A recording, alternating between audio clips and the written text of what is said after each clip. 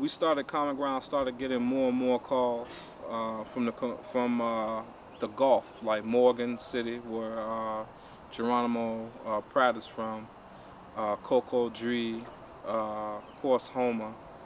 Um, Actually, I was in charge of the Homer operation, and I would travel with 10 to 12 cars a day, along with 3 trucks every single day, 7 days a week, with supplies running. Homer's about 70. To get to Homer is 75 miles. To actually go to the areas we need to go to was an additional 35 miles. So it was very trying. We would knock out, I would do about 1,400 miles a week. And me and Malik back in Algiers, we would go for walks, and the police would ride down on us and threaten Malik. It was like, well, your 15 minutes of fame will be up soon, and threatening him that soon as the Common Ground thing subsides and all this popularity subsides, that they were going to kill him. And they would do it often, like when we go walk the dogs and everything.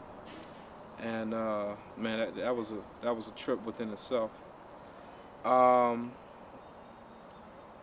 it's not all doom and gloom. We did the same thing the Black Panther Party did as far as service to the community. We put our ears to the ground and listened to the people and to find out what they wanted.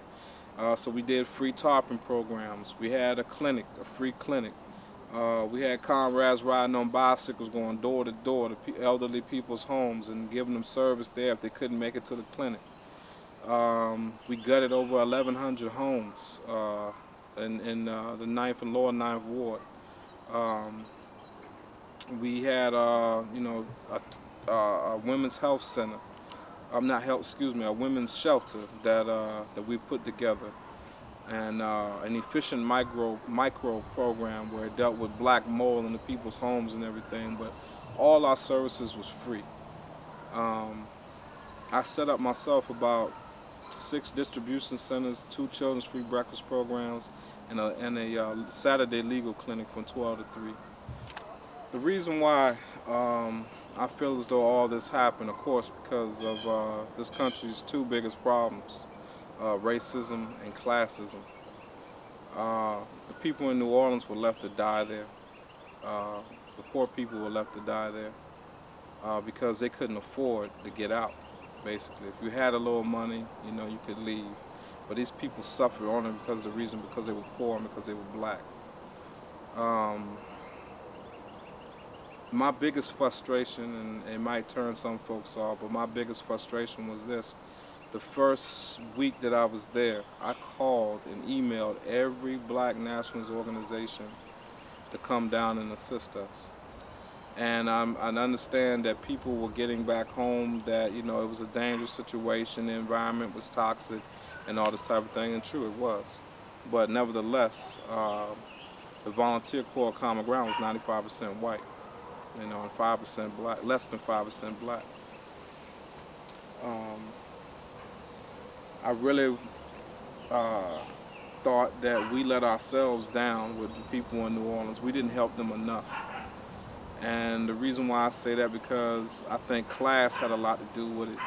Some people will say, well, look, I had children, I had a business to run. I'm not white, so I can't afford to come down, but I met a lot of working class, poor whites that came and that had children, And I don't believe that we didn't possess the heart, we didn't possess the resources. I just believe that we lacked focus, And it's sad because I really do think the problems that happen in New Orleans will come to you in a more abrupt situation, more overt racism, not so much like covert, like poor healthcare, housing, and then of course the prison industrial system. And that even though militarily speaking, even though we have a lot of different fronts across the United States dealing with all these basic necessities, I feel as though New Orleans was a hemorrhage. And speaking militarily, wherever there's a hemorrhage, that's where you send the majority of your troops to stop that hemorrhage and to go back, to where you came from after you stopped the hemorrhage.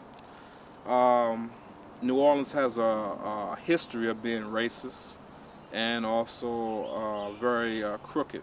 The politicians, majority, if not all, are, I feel, in my own words, not in Common Ground's words, in my own words, are very corrupt, whether they be black or white. You know, all Cajun, all Native American, they're all corrupt.